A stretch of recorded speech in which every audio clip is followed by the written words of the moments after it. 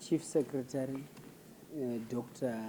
Martin Rushwaya, members of the Fourth Estate, welcome to the second session of the post-cabinet briefing session.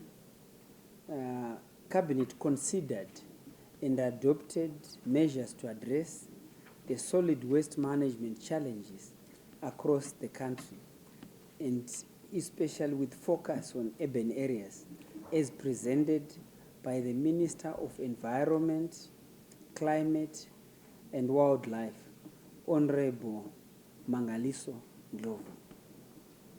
Cabinet highlights that the state of cleanliness across the country, and in particular in the urban areas, is due to local authorities' ineptitude and negligence in collecting and managing solid waste disposal. On its part, the central government has made interventions to abet the situation, including the introduction of the National Cleanup Campaign in 2018 and the declaration of a state of disaster in Harare Metropolitan Province in the year 2023.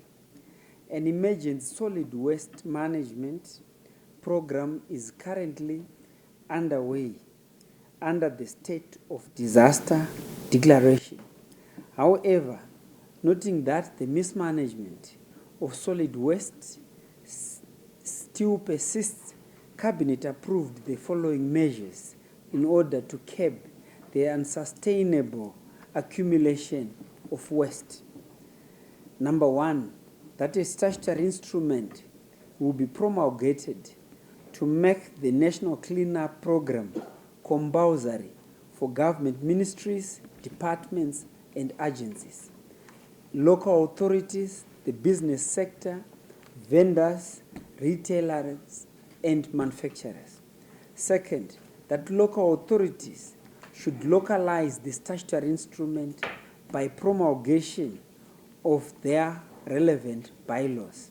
Number three, that funds collected by local authorities from residents for waste management will be ring-fenced in order to ensure that the authorities do not divert the funds for other uses, with EMA supervising the usage of the funds.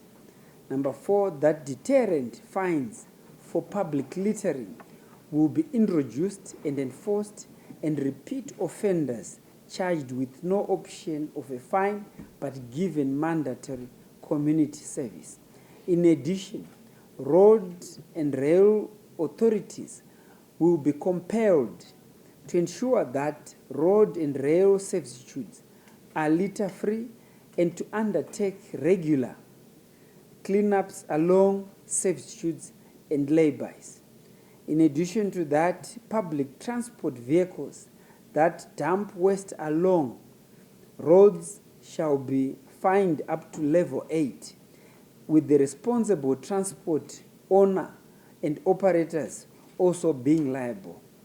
All political parties should be compelled to mobilize their constituencies to remove their campaign materials from the environment and ensure that it is properly disposed of with the assistance of local authorities. And I repeat, all political parties should be compelled to mobilize their constituents' management to remove their campaign materials from the environment and ensure that it is properly disposed of with the assistance of local authorities.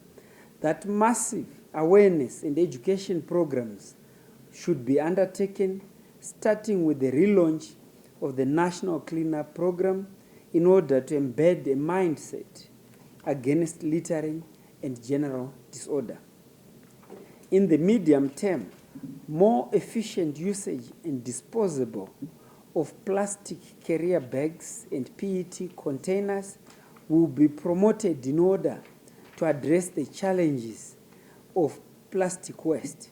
Long-term measures include increased waste recycling business and introduction of levies in order to deter the importation of materials such as plastics and disposable nappies, whose management of post-consumer use is problematic. The education curriculum will also have deliberate learning programs on cleanliness and management of waste from the lowest levels going up.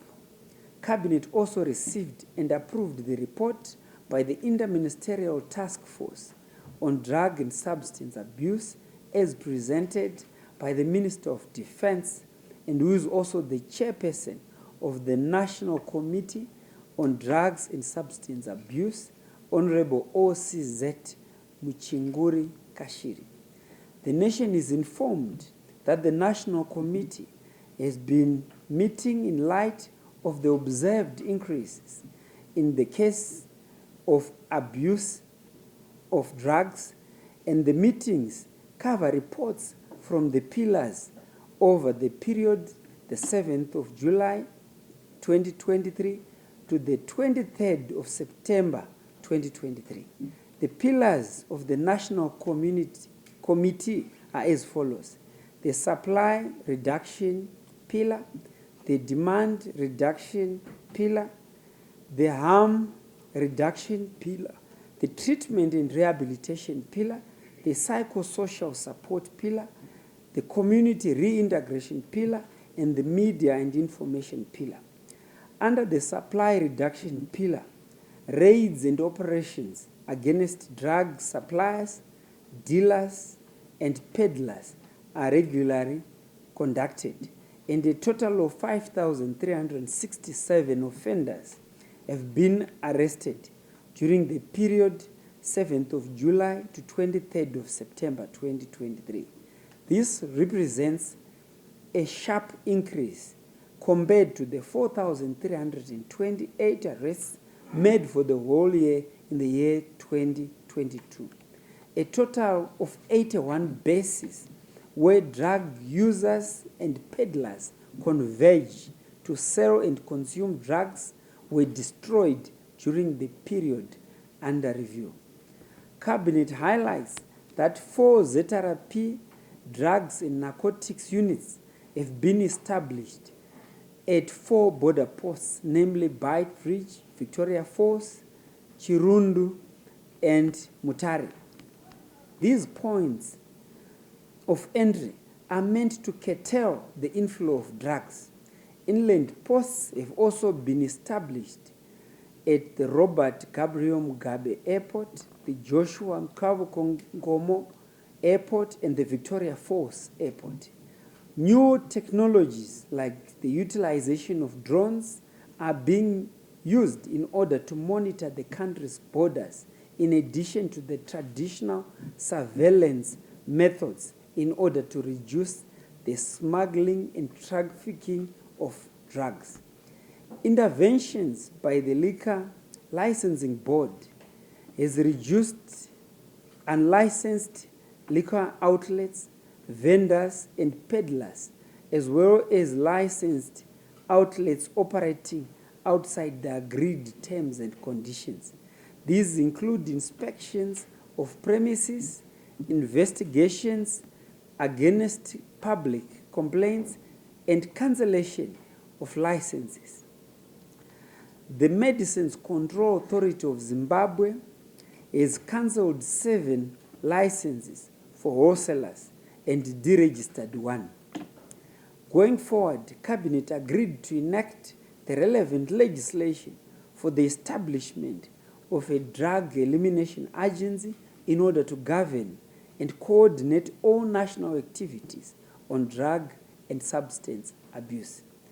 Regarding the drug reduction pillar, the following measures have been undertaken in order to reduce the desire for illegal and illicit drugs: awareness raising and public education, peer-to-peer support, guidance and counseling, community dialogues, exhibitions, and livelihood skills and entrepreneurial capacity building programs across the country.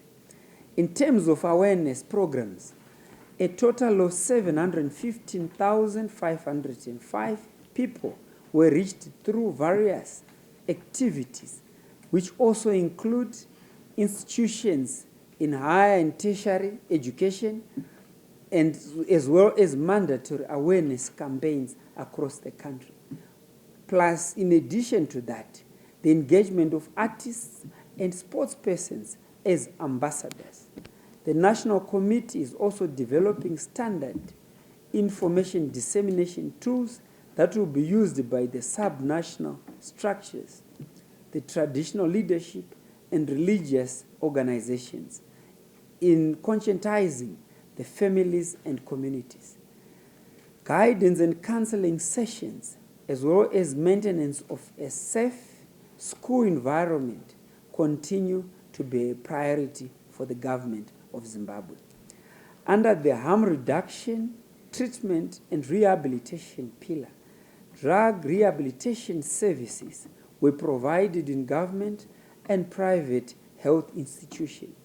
A total of 1,093 new patients were attended at mental health institutions, and of special note is that the first standalone government drug rehabilitation center was opened at Chipadze Detox Center on the 24th of July 2023. Pertaining to psychosocial support and community reintegration, there are 2 outpatient rehabilitation and psychosocial support centers in Bulawayo and Harare. Other activities under the pillar include parenting programs, online psychosocial support services, and research and evidence gathering. Going forward, Cabinet agreed on the following measures in order to strengthen and consolidate the anti-drug and substance abuse program. That 2 pillars dealing with legal and policy, and at the same time, an addition of a finance and resource mobilization committee will be constituted. That all idle provincial COVID-19 isolation facilities will be converted into multi-sectorial drug rehabilitation centers. That Dr. Agnes Mahomba will be appointed as the national coordinator of the Interministerial Task Force on Drugs and Substance Abuse.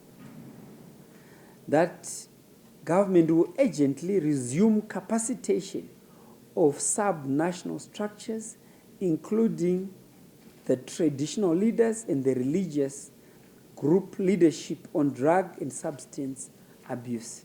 That all citizens are urged to participate in efforts at all levels in terms of the consultations that are taking place across the country.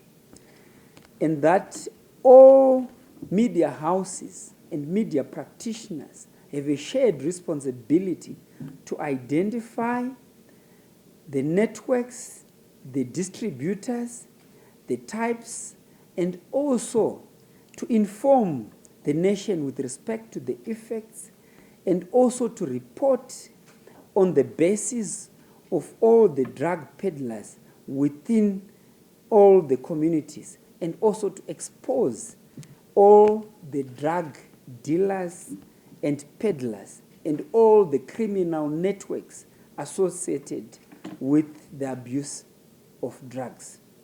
And that, in addition to that, all media houses should also accelerate the anti-drug abuse messages across all communities. Cabinet also considered and approved the Memorandum of Understanding between the Republic of Zimbabwe and the African Federation for Construction Contractors Association, as presented by the Attorney General, Honorable P. Machaya, on behalf of the Chairperson of the Cabinet Committee on Legislation.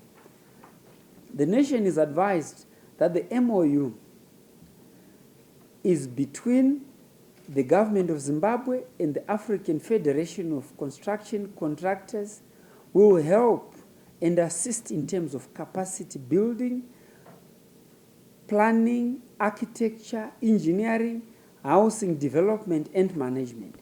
AFCCA is an expert organization with membership in over 29 countries, whose mandate is to create a link between construction industry and the commercial markets. The MOU would therefore afford Zimbabweans the opportunity to tap into the AFCCA's vast network. Cabinet also considered and approved the MOU between the Republic of Zimbabwe and the Republic of Malawi, as presented by the Attorney General, Honorable P. Machaya, on behalf of the Cabinet Committee Chairperson on Legislation. Cabinet advises that the MOU will foster cooperation between the Republic of Zimbabwe and the Republic of Malawi in the fields of ICTs, digitalization, digital public service delivery, and the digital economy. The cooperation will also assist the two countries to cope with the rapid changes which are taking place in the digital space due to the impact of the fourth industrial revolution.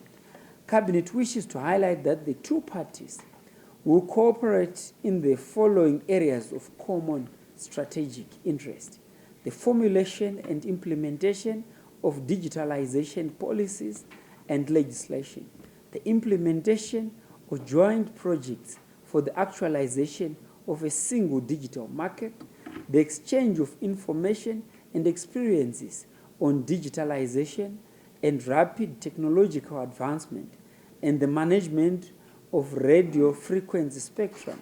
The other areas include the implementation of joint digital government initiatives, the development of relevant skills, digitization and capacity building initiatives, the promotion of pooled demand in order to achieve economies of scale towards the purchase of critical and crucial infrastructure programs in order to ensure that we become a single digital market.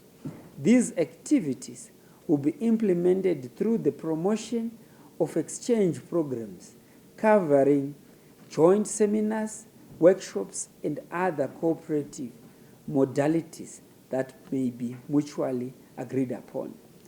Cabinet also considered and approved the Zimbabwe's accession to the SADC Protocol on Extradition, as presented by the Attorney General, Honorable P. Machaya. The nation is being informed that the objective of the SADC Protocol on Extradition is to reduce crime levels through extradition of persons wanted for prosecution or imposition or enforcement of a sentence in the requesting member states. Through the protocol, SADC, the member states agreed to ensure speedy response and cooperation in assisting the prevention of crime and eliminating threats to security of members through mutual assistance on matters of extradition. Some of the clauses covered in the protocol include the following: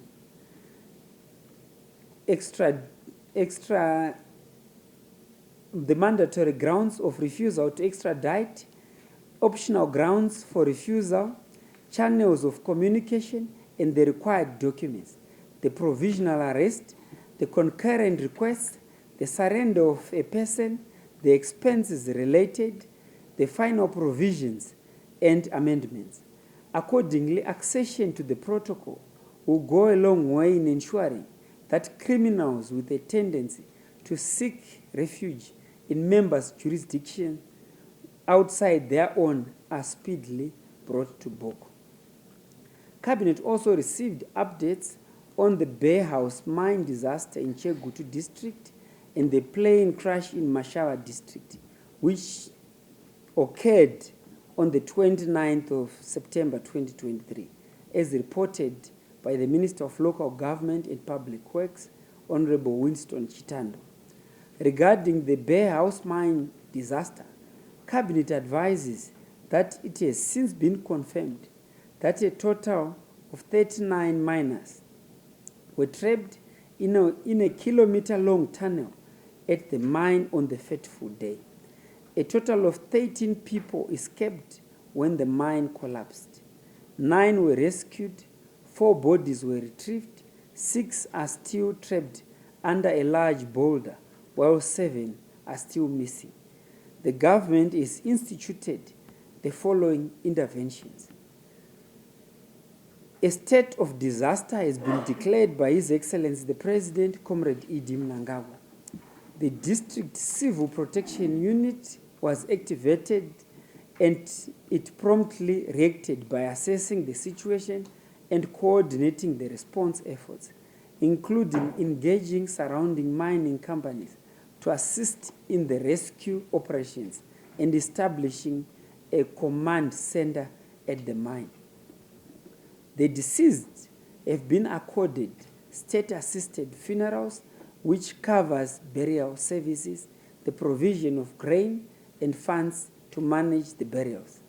The mine owner is also providing food for the rescue team, as well as assisting with burial arrangements. Efforts to retrieve the remaining bodies and account for the missing persons is ongoing.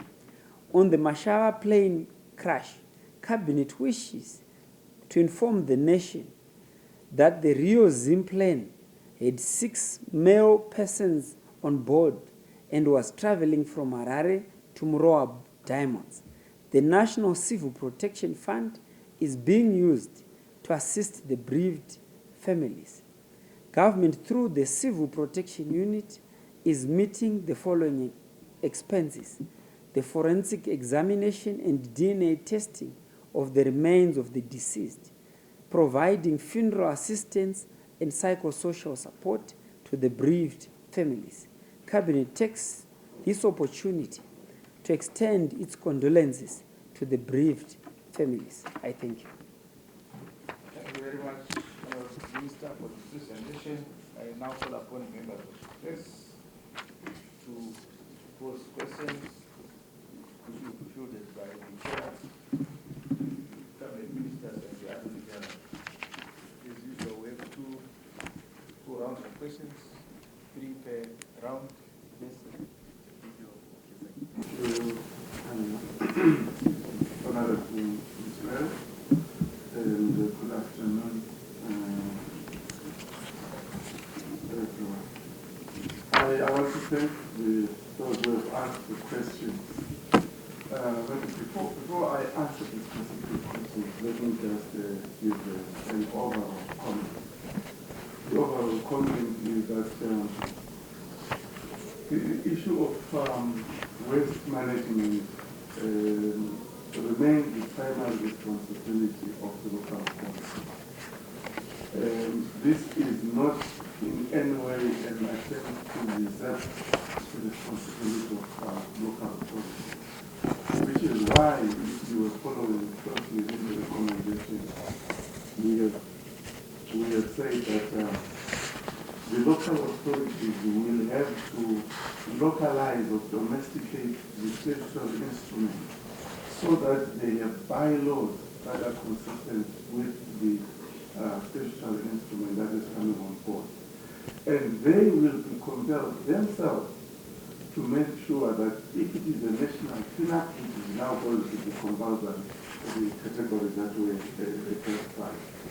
All those within their jurisdictions, it's up to the local authorities to ensure that they are compliant.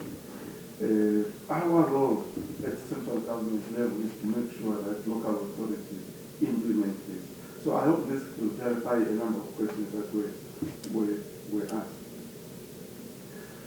it is up to the local authorities on the first question to make sure that they come up with measures for vendors to comply with the waste management measures that the local authority would have put into place. So I think among many other categories, business, retailers, manufacturers, the local authorities will have to make sure that they implement this. The ring fencing of accounts, what it simply means, maybe just to clarify, when you have a bill from council, it will indicate how much you are paying for water, how much you are paying for waste management in general. There are three categories of waste management. All we are saying is within the local authority itself, if you know that 8% of your overall bill relates to waste management, we want that an account separate, which is specifically for waste management within the local authority. So who should collect the waste? It's still the local authority collecting. All we want to know is we should be able to trace from EMA perspective that indeed monies collected for waste management are not being diverted to pay salaries and meet other costs that are not to do with waste management. That is what ring fencing is about. I really don't know about harmonious relations if there is a problem. These are government institutions. There is central government, provincial and local levels, all in place to serve our people. And this is our guiding principle. We have to make sure that we deliver services to our people. And that's why we will be creating a window to say there is the statutory instrument promulgated, all local authorities should domesticate it. I think this should be implemented without any pain.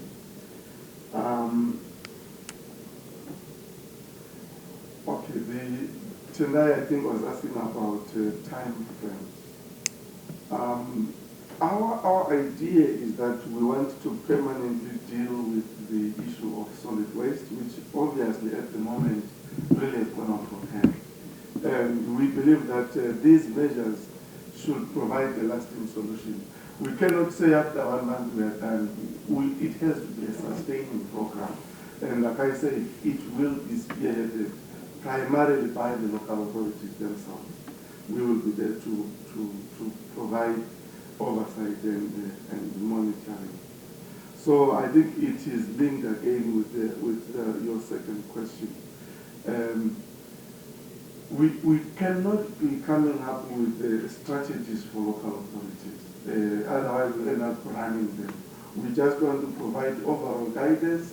This situation is no longer tenable. Local authorities ought to step up and provide services that our people deserve. And maybe you are quoting the Constitution. The issue of providing a clean, safe, and healthy environment is a constitutional matter, which all of us are bound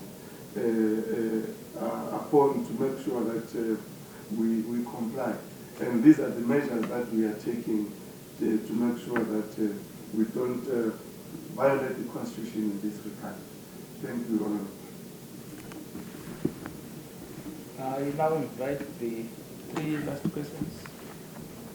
Okay, thank you, Chief Secretary. The first question is from Reason Azao, right? Azao. Your question relates to the interventions. It relates to the interventions in terms of what government is doing in order to curb the abuse of Christ or meth. Was that the question? Okay. It pertains to what is government doing in listing it as a dangerous drug. Okay. All right. Okay, thank you, Mr. Reason. Perhaps I will ask the Minister of Defense to respond to Mr. Reason Azao. Over to you, Comrade Chairman. Thank you, Mr. Razao, for that very important question.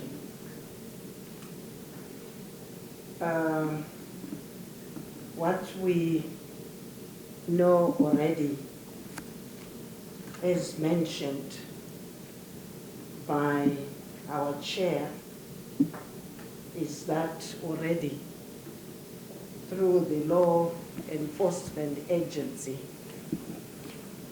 the drugs that are listed and have caused the arrest of either those that supply or that consume the drugs.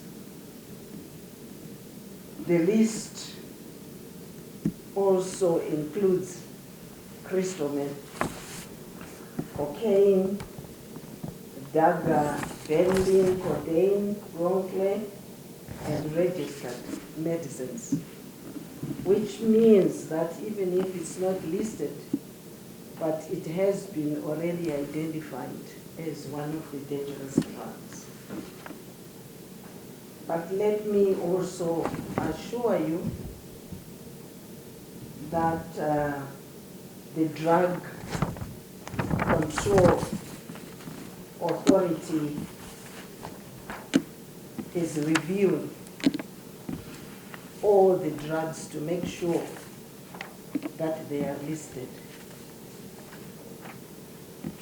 They are part and parcel of our national committee,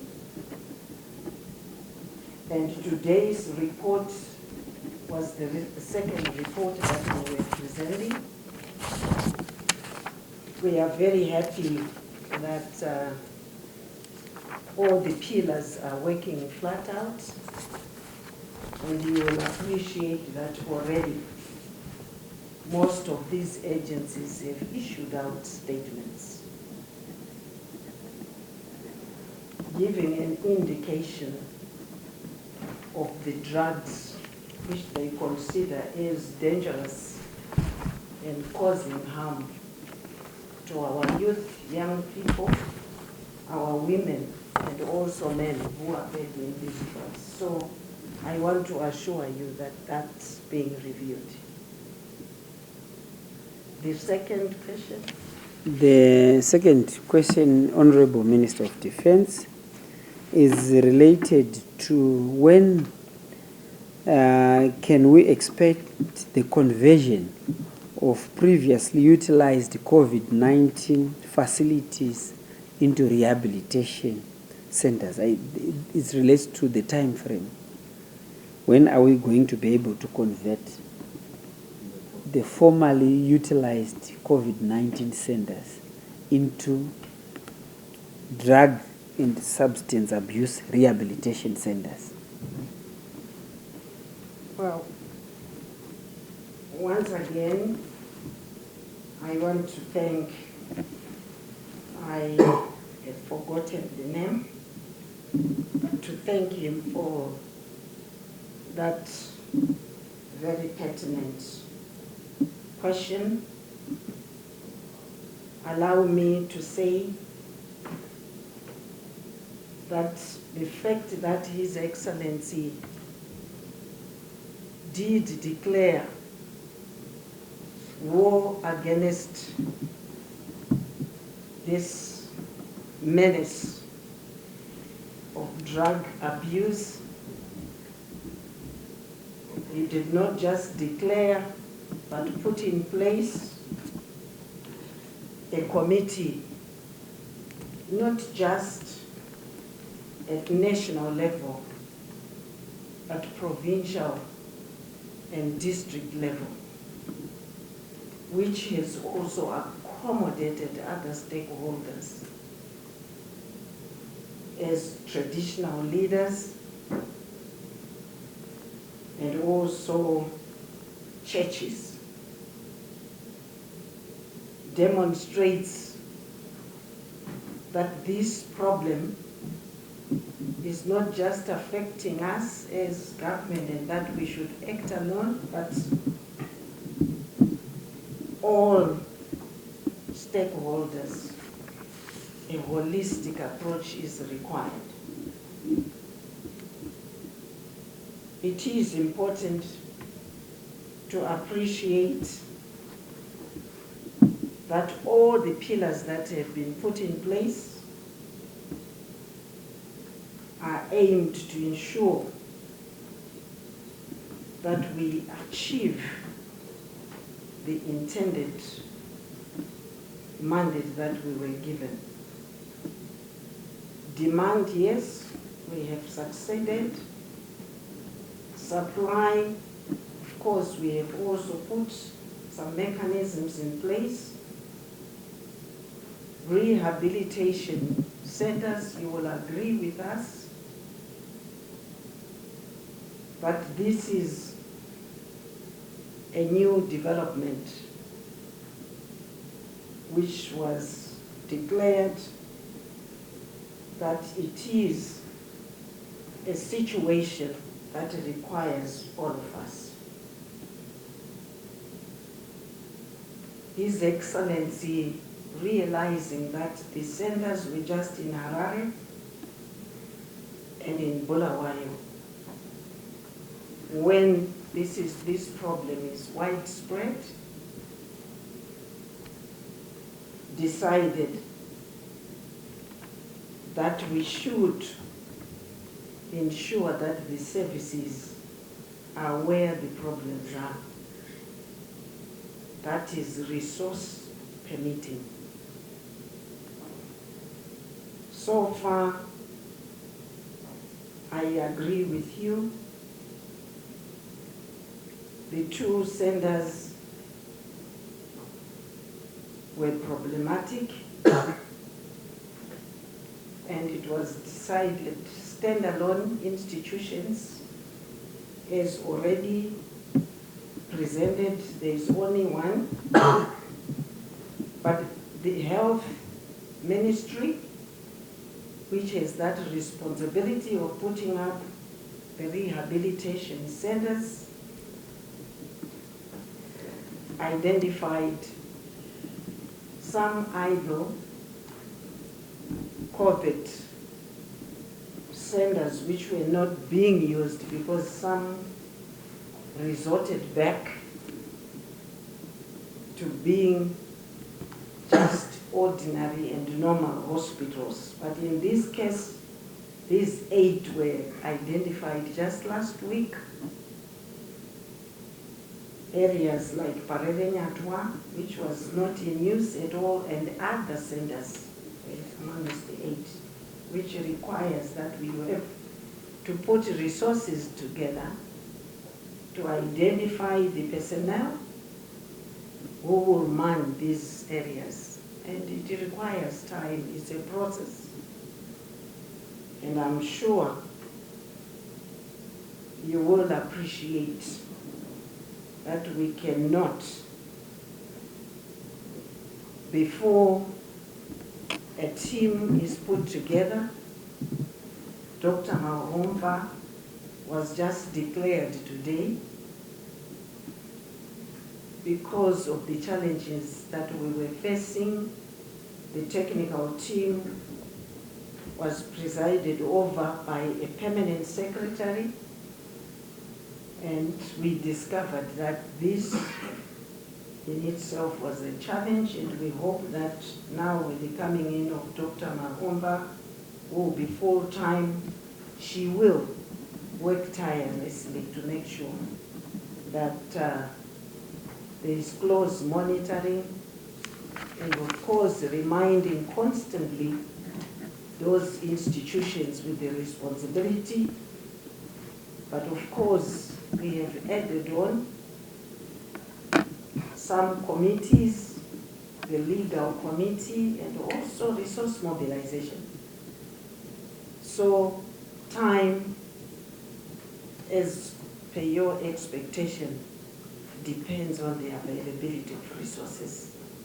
And we have added on the private sector to also play a major role, because this problem affects all of us. And we hope that as a committee, this is a very important aspect which will determine our success. So we want to assure you that we will push to make sure that the implementation is on time. I thank you. Thank you, Minister of Defense, Honorable Chinguri Kashiri. The third question is with respect to the SADC protocol. And the Attorney General, Honorable Machaya, the question relates to how will the government of Zimbabwe strike a balance between domestic laws and international law. And in addition to that, it relates to some of the people who might have left the country post-November 2017. Honorable Machai, a question. Thank you very much. The SADC protocol on extradition was open for signature in October of 2002. Zimbabwe is a signatory to that protocol. The protocol came into effect in September 2006, and it has been in force from that time.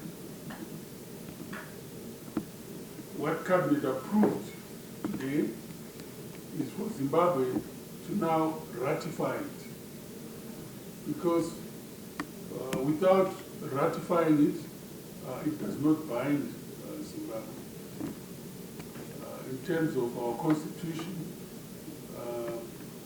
every treaty which is signed by the president or his authority requires to be approved by Parliament. Once it's approved by Parliament, the president can then issue instruments of ratification, and the treaty then binds Zimbabwe. So this is the process which the Cabinet was dealing with today, so that Zimbabwe ratifies it, and the protocol then becomes effective with regard to Zimbabwe.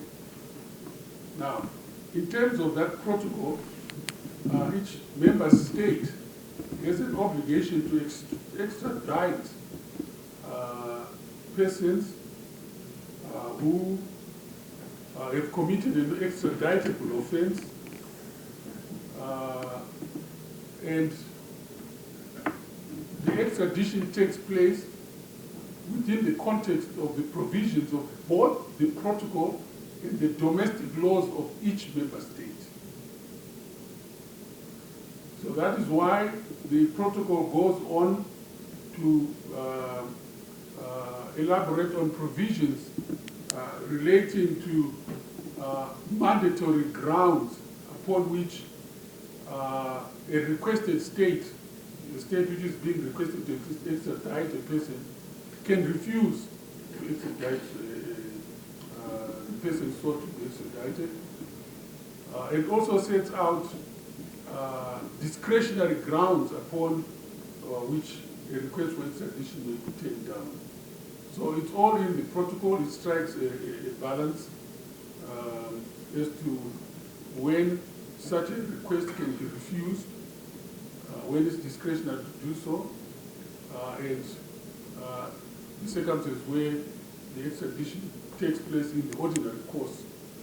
And the extradition takes place in relation to any offense which attracts a term of imprisonment of not less than 1 year or other deprivation of liberty equivalent to that. So, if I understood the question correctly, it was that there are some people who have committed offenses in this country who have removed themselves from Zimbabwe, but those people happen to be persons in the political field. That's what I understood. The sole issue to determine first is whether or not they committed an extraditable offense in the first place, which would attract imprisonment for a period of a minimum period of 1 year. Because if they were to be extradited and they would be sentenced to any term of imprisonment which is less than that, then that offense is not an extraditable offense. Their political views are not really relevant, although I may hasten to add that within the protocol, one of the mandatory grounds for refusing to extradite is when the request is of a political nature. That's a mandatory ground for declining an extradition. I'm not sure whether I've answered the question, but I've tried to explain the context in which an extradition can take place. Thank you. The second question, Honorable Machaya, is related to the importance of the MOU signed between the government of Zimbabwe and AFCCA. Thank you. Thank you very much. The African Federation for Construction Constructors was formed in 2006 in Cairo for the purpose of creating and developing the professional ties amongst constructors in African countries. It has membership in 29 countries, including Zimbabwe. And here in Zimbabwe, we have our own Construction Industry Federation of Zimbabwe, which is also a founding member of this AFCA body in Cairo. Now, AFCA is an African expert organization working to endorse all industrial and commercial associations in all African states to develop the technical and administrative capacity of manpower, whilst aiming to create a link between the construction industry and the commercial market. Our interest basically is seeing to it that our construction industry also keeps apace with the developments within its field in relation to what is happening in the rest of the continent. And ensuring that there is appropriate training of staff and employees within the construction industry, which matches standards within the African context. I think that is the main reason why it's important for us to enter into this MOU. Thank you. Thank you very much, Honorable Chair, Honorable Ministers, and Attorney General for attending this session. I also want to thank members of the press who have come to the end of today post-cabinet press briefing. Thank you very much.